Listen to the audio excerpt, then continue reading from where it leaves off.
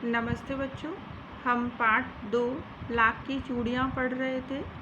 लेखक अपने मामा के गांव बड़े चाव से जाया करता था, क्योंकि वहां उसे बदलू काका से लाख की बनी हुई रंग बिरंगी गोलियां मिलती थी। लेखक बदलू को बदलू मामा ना कहकर बदलू काका बुलाया करता था, क्योंकि गांव के सारे बच्चे उसे बदलू काका ही बुलाया करते थे। बदलू की बनाई हुई चूड़ियाँ गांव की सारी औरतें पहना करती थी, और गांव की सारी औरतें तो पसंद करती ही थीं, लेकिन आसपास के गांव के लोग भी बदलू से ही चूड़ियाँ लिया करते थे। और इसका आधार क्या होती थी? वस्तु विनिमय प्रणाली होती थी कि वस्तु के बदले वो वस्तु ही लिया करता था, ना कि पैसे। आगे हम पढ़ेंगे। यदि संसार में बदलू को किसी बात से चिढ़ थी तो वह थी कांच की चूड़ियों से। चिढ़ थी यानी ईर्ष्या थी, तो वो किससे थी? कांच की चूड़ियों से। यदि किसी भी स्त्री के हाथों में उसे कांच की चूड़ियाँ दिख जाती तो वह अंदर ही अंदर कुढ़ उठता यानी ईर्ष्या हो जाती उसे बहुत ही गुस्सा आता। कभी कभी तो 2-4 बातें भी सुना देता था।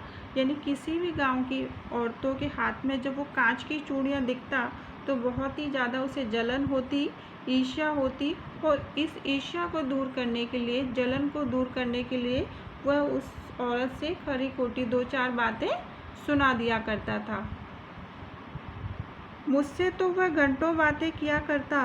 कभी मेरी पढ़ाई के बारे में पूछता, कभी घर के बारे में, और कभी यूँ ही शहर के जीवन के बारे में। मैं उससे कहता कि शहर में सब कांच की चूड़ियाँ पहनते हैं, तो वह उत्तर देता, शहर की बात और है लला, वहाँ तो सभी कुछ होता है। वहाँ तो औरतें अपने मर्द का हाथ पकड़कर सड़कों पर घूमती भी है। ऐसा बदलू ने क्यों कहा? क्योंकि शहर और गांव की परंपरा, रीति रिवाजों में बहुत अंतर होता है। शहर की परंपरा और रीति रिवाजों में जहाँ खुलापन होता है, वहीं गांव की परंपरा और रीति रिवाजें मर्यादित होती है। इसका प्रमुख कारण क्या होता है? शिक्षा और पिछड़ापन। क्योंकि शहरों में जहाँ शिक्षा अधिक होती है और वहीं गांव के लोग इससे वंचित रहते हैं अधिकतर। और फिर उनकी कलाइयाँ नाजुक होती है ना। लाख की चूड़ियाँ पहने तो मोच ना आ जाए। यहाँ बदलू ने व्यंग किया है कि जो शहर की औरतें होती हैं उनकी कलाइयाँ कैसी होती है? नाजुक। क्योंकि लाख की चूड़ियाँ क्या होती है? कांच की चूड़ियों से थोड़ी भारी होती है। इसलिए बदलू ने कहा कि अगर वो ये चूड़ियाँ पहनेंगी तो उनकी कलाइयों में मोच आ जाएगी। क्योंकि ग्रामीण महिलाओं की अपेक्षा शहर की महिलाओं के जो हाथ होते हैं वो कैसे होते हैं? नाजुक। और लाख की चूड़ियाँ कैसी होती हैं? थोड़ी भारी। कभी कभी बदलू मेरी अच्छी खासी खातिर भी करता। जिन दिनों उसकी गाय के दूध होता, वह सदा मेरे लिए मलाई बचा कर रखता, और आम की फसल में तो मैं रोज ही उसके यहाँ से 2-4 आम खा आता। परंतु इन सब बातों के अतिरिक्त जिस कारण वह मुझे अच्छा लगता था वह यह था कि लगभग रोज ही वह मेरे लिए 1-2 गोलियां बना देता। मैं बहुधा हर गर्मी की छुट्टियों में अपने मामा के यहाँ चला जाता और 1-8 महीने वहाँ रहकर स्कूल खुलने के समय तक वापस आ जाता। परंतु 2-3 बार ही मैं अपने मामा के यहाँ गया होऊंगा। तभी मेरे पिता की एक दूर के शहर में बदली हो गई, और एक लंबी अवधि तक यानी काफ़ी समय के अंतराल में मैं अपने मामा के गांव ना जा सका। लेखक अपने मामा के गांव क्यों नहीं जा सका? क्योंकि वो लेखक के पिताजी का ट्रांसफ़र है, वह किसी दूर के गांव में हो गया था।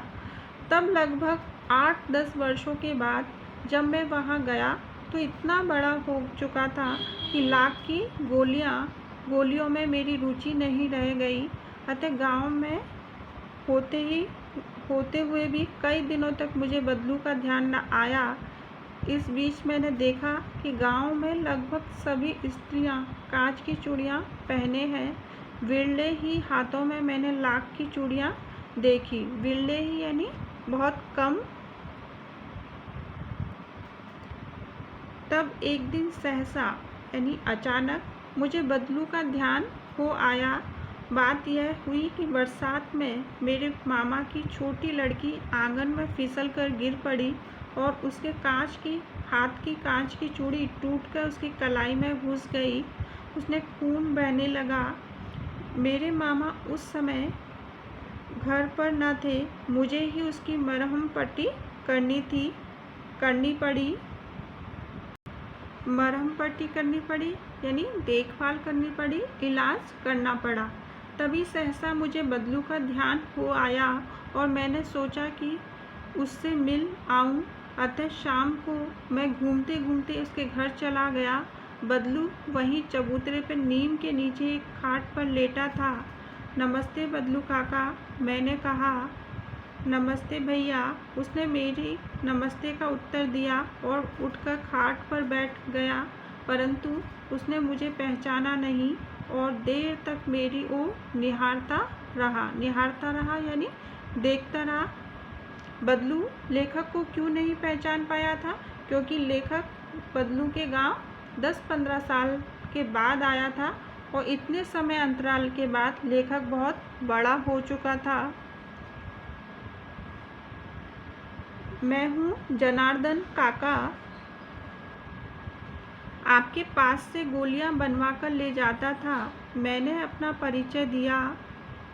बदलू फिर भी चुप रहा, मानो वह स्मृति पटल पर अतीत के चित्र उतार रहा हो। और तब वह एकदम बोल पड़ा, आओ आओ लला, बैठो। बहुत दिनों बाद गांव आए यानी बदलू ने अपने याददाश्त पर जोर दिया और फिर उसने लेखक को पहचान लिया। हाँ, इधर आना नहीं हो सका काका, मैंने चारपाई पर बैठते हुए उत्तर दिया। कुछ देर फिर शांति रही। मैंने इधर उधर दृष्टि दौड़ाई, ना तो मुझे उसकी मचिया ही नजर आई, ना ही भट्टी। आजकल काम नहीं करते काका? मैंने पूछा। नहीं लला, काम तो कई साल से बंद है। मेरी बनाई हुई चूड़ियाँ कोई पूछे तब तो गांव-गांव में कांच का प्रचार हो गया है। वह कुछ देर चुप रहा, फिर बोला, मशीन युग है ना लला, आजकल सब मशीनों से होता है। खेत भी मशीन से जोते जाते हैं और फिर तो जो सुंदरता कांच की चूड़ियों में होती है, लाख में कहाँ संभव है। बदलू ने यहाँ व्यंग किया है कि आज क्या है, मशीनों का ज़माना है, इसलिए यहाँ सारे काम अब किससे होने लगे हैं? मशीनों से होने लगे हैं। लोग सभी काम करना किससे पसंद करते हैं? मशीनों से करते हैं। मशीनों से बनी हुई चीज़ों को पहनने का शौक़ रखते हैं।